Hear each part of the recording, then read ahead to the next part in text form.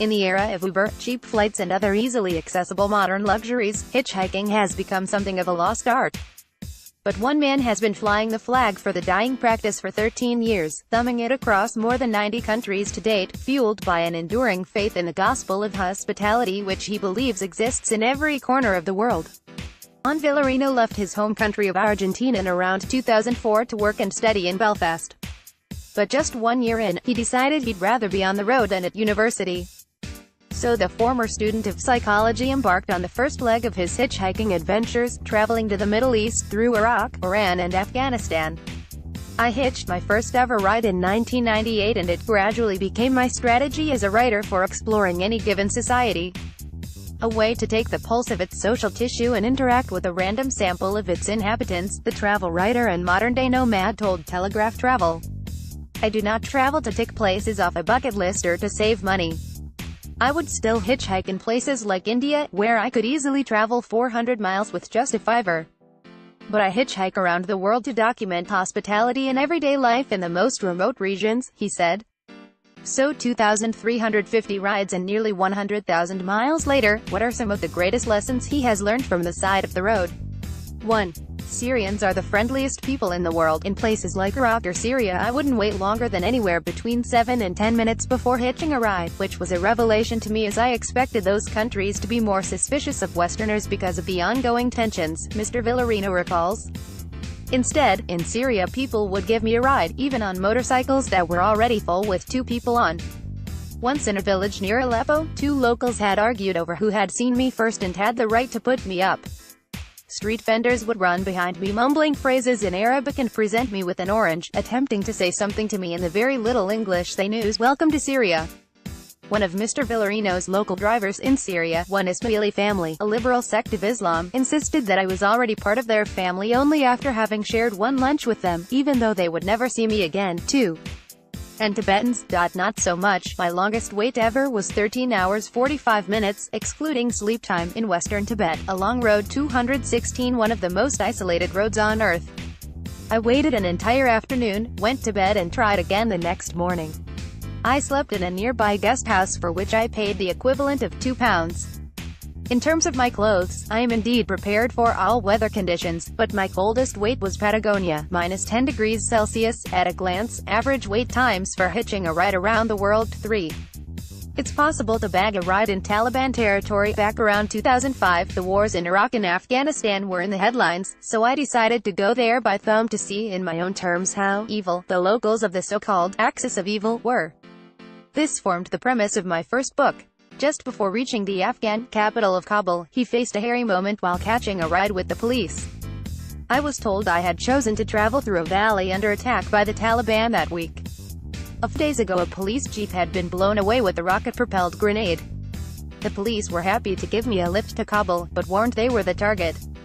I decided to get in the jeep and we went across the valley, stopping for one last picnic and prayer before reaching the Hajjagak Pass, and we all crossed our fingers. I was no longer merely a passenger, I had to stay alert.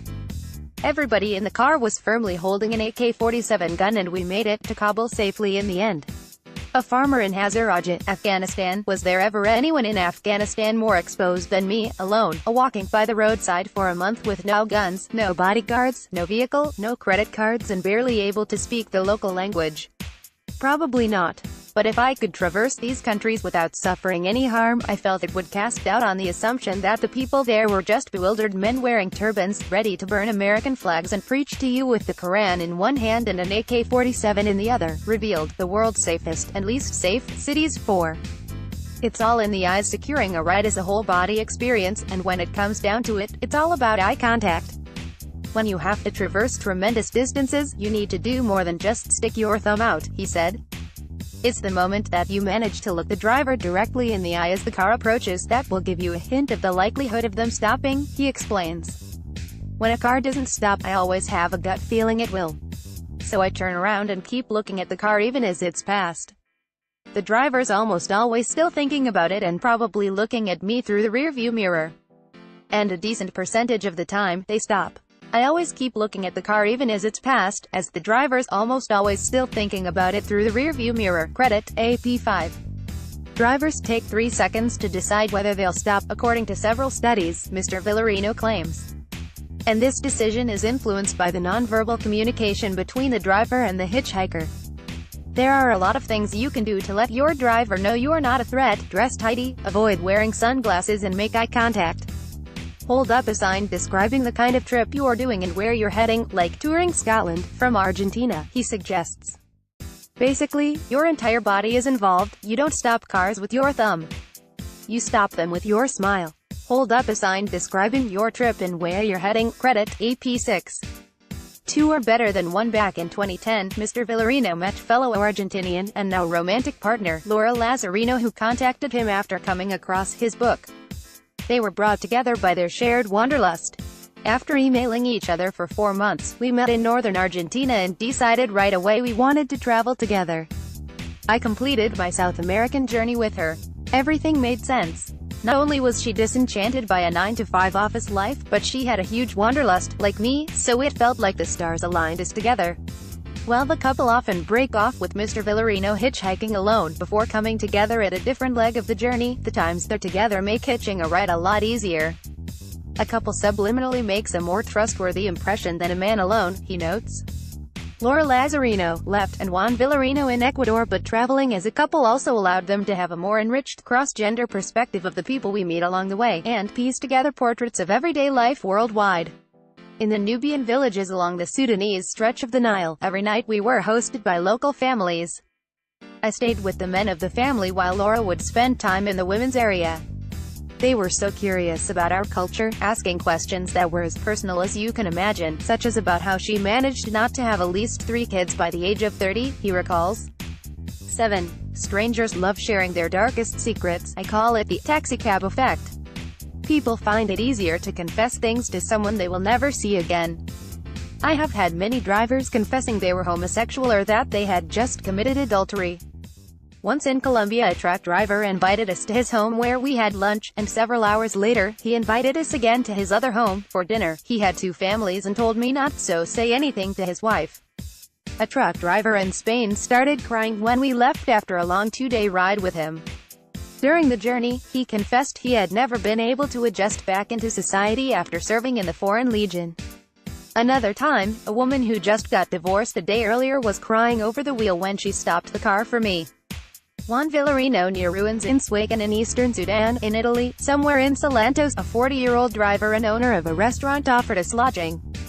His uncle was a chef and prepared a delicious dinner, accompanied by opera music on a terrace. We sat drinking wine and he confessed he had been in jail for trafficking cocaine from Naples to Milan. He said he had joined the Cosa Nostra, the Sicilian mafia, and done bad things, but he was a new man now and wanted to get rid of that past.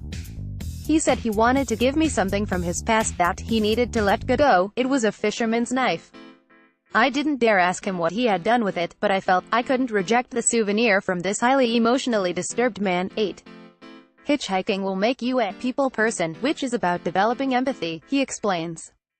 While hitchhiking around the world, I have received help and interacted with locals beyond any gender, nationality or ethnic barrier. Mankind has a lot to learn from its amazing capacity to live together. You can't be afraid of people. Hitchhiking forces you to mix with different people and to challenge your views against theirs. You can't be afraid of people. His drivers have been European, Latin American, Chinese, African, Maori, vegan, Muslim, Catholic, Protestant, Zoroastrian, Mennonite, Buddhist monks, heterosexual, transsexual, polygamous, teachers, architects, opera singers, pet hairdressers, robot designers, fashion designers, football players, millionaires with palaces and helicopters, and farmers with a pleiad of children and debts. 9. There is great beauty in uncertainty. I love uncertainty, the thrill of guessing which dot on the map I will rest in each night. I've gotten lifts in Porsches and donkey-drawn carts and never had to make a hotel booking. I've always managed to make friends among locals, sleeping everywhere from monasteries and castles to luxury apartments and farms. I have camped in the gardens of Versailles and shared the carpet of a Bedouin tent in the Syrian desert. In subways and parliaments I have shared meals and ideas with beggars and vice presidents alike.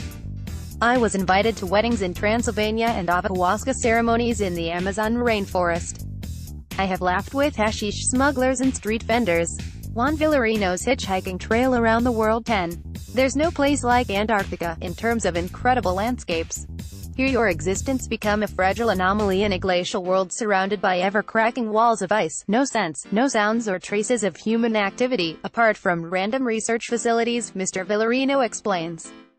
He and his partner spent 10 days in Antarctica hitching a ride on board a cruise ship. Departing Ushuaia, the closest city to Antarctica, they crossed the Drake Passage, where the Atlantic, the Pacific and the Antarctic Oceans meet. Penguins in Antarctica. Credit David Marin Photography. We proceeded to the Antarctic Peninsula, where our ship drifted in the mirror-like frozen waters, visiting several scientific research bases such as Almirante Brown, Argentina, Port Lockroy, UK, and Vernadsky, Ukraine, as well as abandoned whaling stations in the South Shetland Islands. We also passed by some stunning settings such as Lemaire Strait and Paradise Bay. Other scenic landscapes we came across included the Tibetan Plateau, where I spent 1 month hitchhiking, boarding trucks full of Lhasa-bound pilgrims and sleeping in monasteries, and the Tanzanian coastline, a brilliant strip of powdery beaches hundreds of kilometers long, he described. The Vernadsky Research Base in Antarctica. Credit Juan Villarino 11. Italy has the most exquisite food in the world. Traveling through the rural areas of Europe, I have been offered the best food, from French cheeses in France to Italy. My God, Italy. Sitting on the roadside in Tuscany with a liter of Chianti offered by a driver and a piece of pecorino cheese bought at a local market, that was next to heaven, he recalls. 21 places in Italy you never thought to visit, but should. 12. Albanians love a morning booze-up. I fell in love with Albania and Romania. In Albania, we were received as honorary guests by farmers who would bring a tray of Turkish coffee and a local spirit drink to toast with, even in the mornings. It felt like the collapse of communism had allowed the inhabitants of a country formerly so isolated to relate freely with strangers passing through, he said. 13. Romanians are incredibly generous. In the Maramureș region of northern Romania, Mr. Villarino recalls getting a lift by a bus full of locals attending a wedding, which they invited him to join. The 3-day celebration saw the groom parading around the bride with a procession of violins and accordions. In Romania, drivers would go as far as offering me money, which I'd reject, explaining that I'm hitchhiking to meet people, not for the lack of economic resources. 14. Egyptians are very curious. In Egypt, a shepherd once asked me if there were stars in the skies of Argentina, thinking they only existed in Egypt. They had heard Syrians had them as well. Another Bedouin there wanted to know if there was rain and Arabs in Argentina. Juan Villarino on the road in Egypt. 15.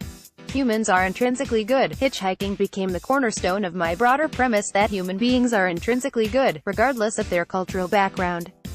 For me, hitchhiking is much less a means of transportation, and much more a way to shed light on the potential of this intrinsic, never-ending, cross-cultural kindness. 16.